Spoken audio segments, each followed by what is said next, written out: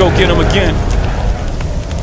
Welcome back to the Robe Zoe channel. I'm your host, Mark, and on the docket today, we have an unboxing first impression video on the brand of Fragrance du Bois. This is my first little dip into the brand. I've never smelled anything from the brand on camera, off camera. This is my very first mention of the brand on my channel, and you may be surprised with thousands of videos and years of experience on the YouTube platform. You would think I would tackle this brand. Well, this is a brand that really got its shine with influencers in the YouTube realm. Free Bottle Brigade. This might be right beside Parfum de Marly, Xerjoff, Rouge à Dove. They're all in the front line giving out free bottles, and that's how they got their press. And personally, for me, it kind of sour on these brands, and you're just like, oh, Mark, you know, why? Well, it's not the experience or the interest in the brand is not, it's not natural, right? It's just people saying, oh, this is the best thing alive. And then 3 months later, you never hear, and years later, you never hear of this brand ever again on their channel until the next free bottle. That's how it's just not genuine. And it really sours myself on brands. And this is a big part, and they're super expensive too. Rouge à Dove, like kind of the bottle presentations too. We're going to get into that. But yeah, it's just case in point, Demi Rawling, right? They made a fragrance with her, and you use Demi and her fake love of the brand and using each other because it's free 99 for her.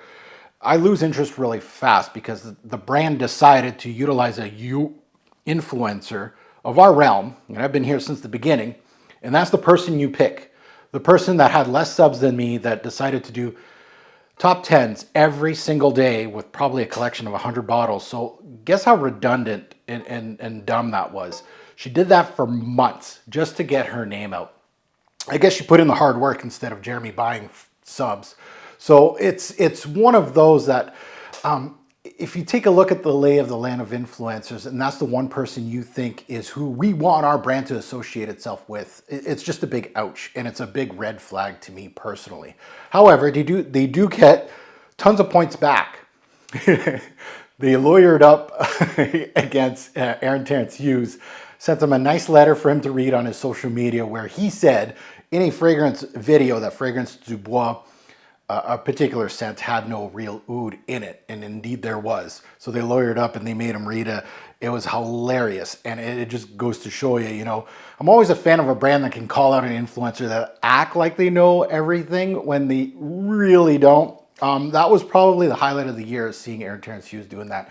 Mr. I know everything, yet doesn't know that this brand is all about oud. If you take a look at their brand, that's the last thing you want to do. Pure oud, pure luxury. It's written all over it. This is what they're proud of. You start, as an influencer, start hitting that sore spot. Yeah, you're going to get hit with some cease and desist. So perhaps it's a wash. They did some good and some bad in the influencer game.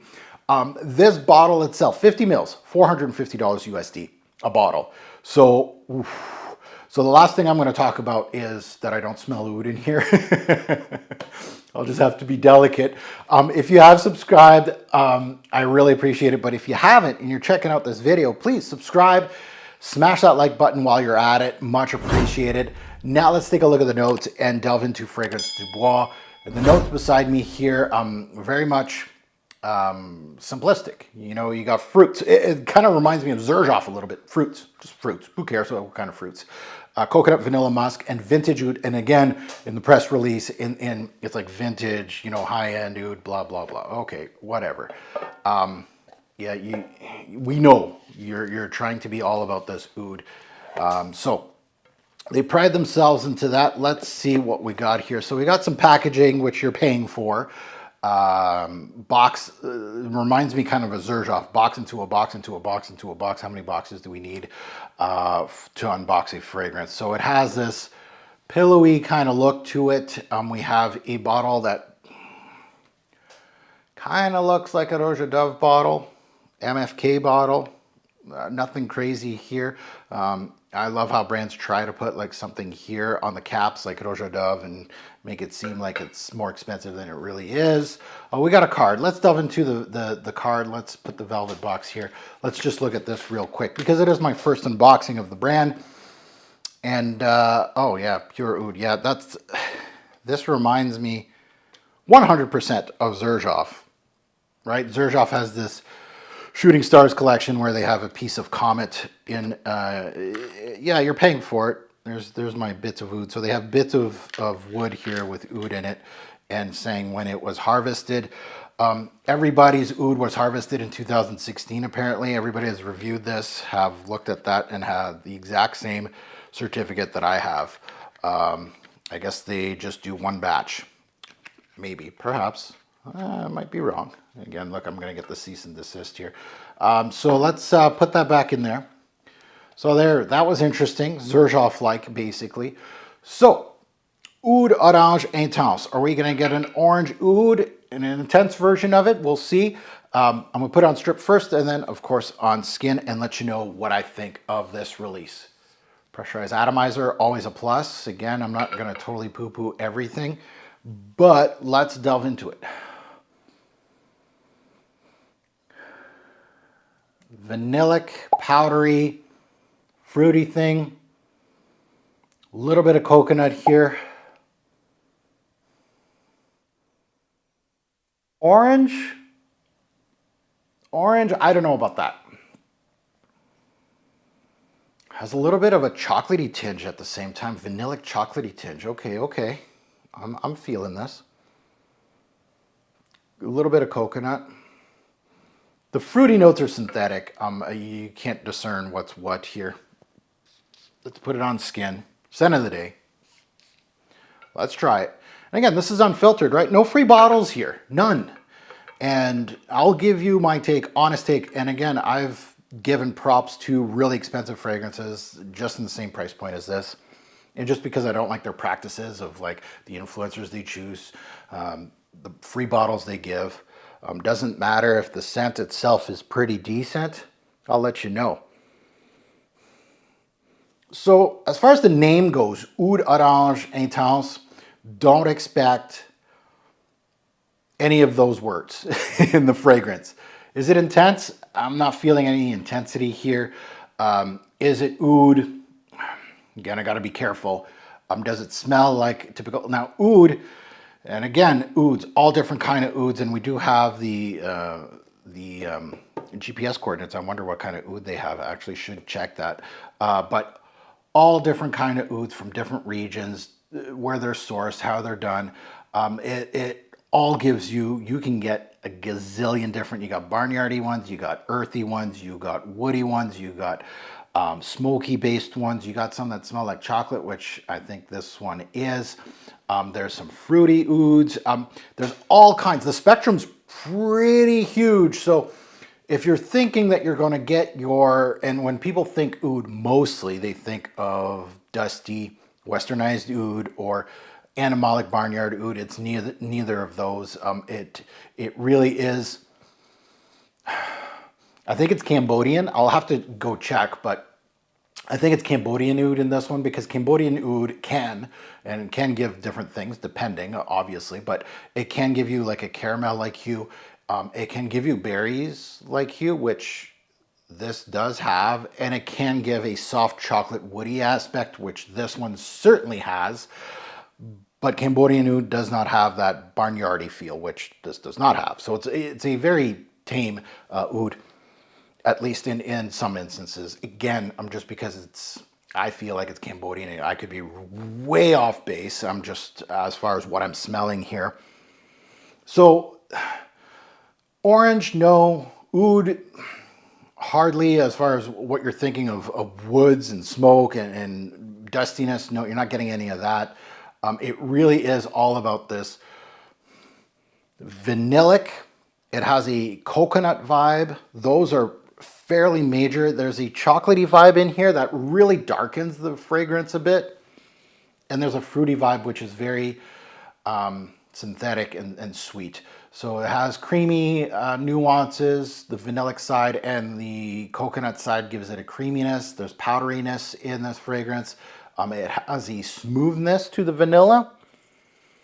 The fruit, I'm getting I'm getting some sort of berry. I'm getting a peachy vibe as well. A little bit of an orange, but it's not a candied orange. It's not a uplifting orange. It's not orange, just orange and oud. Like when you're thinking orange oud intense, personally in my mind, and again, I'm just boxing it in, I'm thinking about, you know, an uplifting citrus with woods, smoke, dustiness perhaps. That's just the thought process. Now, again, this is a high-end brand. It might go, you know, barnyardy oud kind of thing with orange. I don't know if that would actually work. Probably not. This is completely opposite of that. It's almost tropical because of the coconut vibe. It has a very interesting, and I think it's the Cambodian oud with the chocolatey vibe, which really sets this thing apart. Like if you took that out of the equation, you'd have like some sweet berry thing with coconut and vanilla. I'd probably say this is a hard pass, especially for the price and the amount of juice you're getting. This is okay. It's nothing that, how much did I say it was? 450 USD. It's not something personally, and again, I got this Fragflex, I'm gonna decant it, it doesn't really matter. It's not something I would spend buku dollars on. I'm not looking at $400 and thinking this is gonna be something that I must get, right? It's one of those that's just okay. So at the end of the day, this one is, yeah, fruity, coconutty, fruits. I'm getting peach, I'm getting some sort of berry. I can't discern which one. There's a little bit of a citrus appeal, orangey, yes.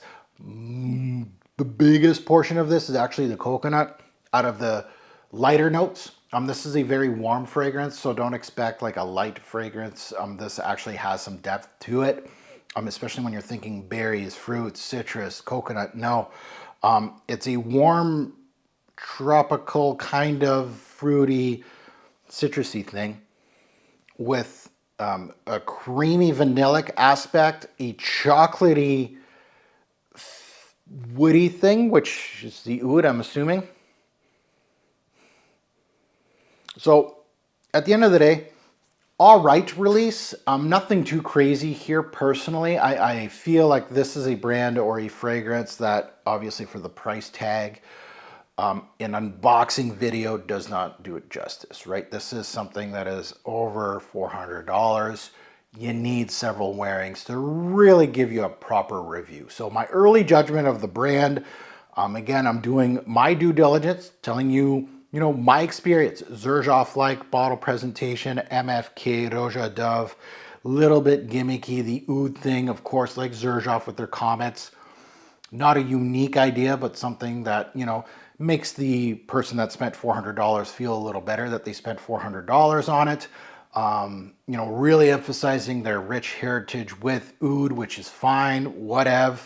As far as this being a heavy wood-based fragrance, because there's oud, no, at least from what I'm smelling here. I'm not saying there's no oud in it.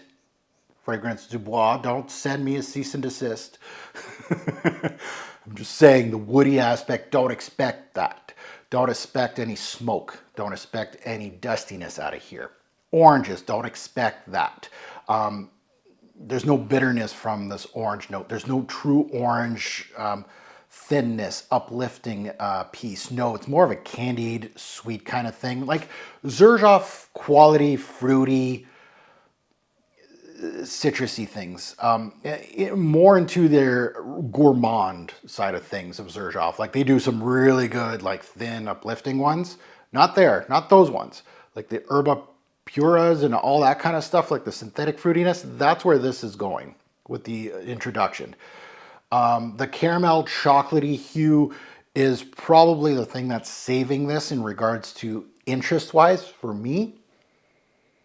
The coconut is nice. I like the aspect of darker and fruity tones kind of intermingling. I've always said this in videos. So that's the thing that's really interesting me or getting interest from me. Yeah. So my educated guess is Cambodian oud. I'm gonna go take a look at those GPS and I'll probably be wrong. They probably harvested this somewhere else. But again, oud is such a broad spectrum and you can't, even though I put it in a box that's like dusty, woody thing, which you can, it's several other parts of that depending where it's harvested and all that. And yeah, an interesting release. I'm not gonna throw it down the pipe and say, no, this is garbage. No, I feel there is some interesting parts. This is one of those that when you're unboxing a fragrance, you're gonna get all kinds of different things from me. This is one of those that I have to give it due. It's the very first fragrance of the brand for me. I'm open-minded. Let's see how it goes. But early thoughts is it's not interesting enough for me to personally, you know, there's some brands like Frédéric Malle. When I first sniffed Muscat Ravageur, I was just like, whoa, right? Blind buy, done. Or not blind buy, but buy it. This is not it. But I can see some interesting parts. So I may have an open mind to try out some more fragrance du Bois, perhaps, but this is not selling me into a bottle at all. Now you can find this one at fragflex.com. You can use my code TFG10, get 10% off, especially with a price like this. You'll want that 10% off. Any percent off is good percent off in regards to a fragrance line like this. Now that you heard my take, I'd love to see yours in the comments below. Would you like to see more Fragrance du Bois on the Robes Away channel? It's long due. I'm finally, you know what? I should probably get a sample of that Minuit and Demi. I'll probably regret that. But yeah, see what they did with her. See what happens. Now, as always, a great pour fragrance will make a lasting impression. Choose your scent wisely. Thanks for watching, YouTube. Have a good one.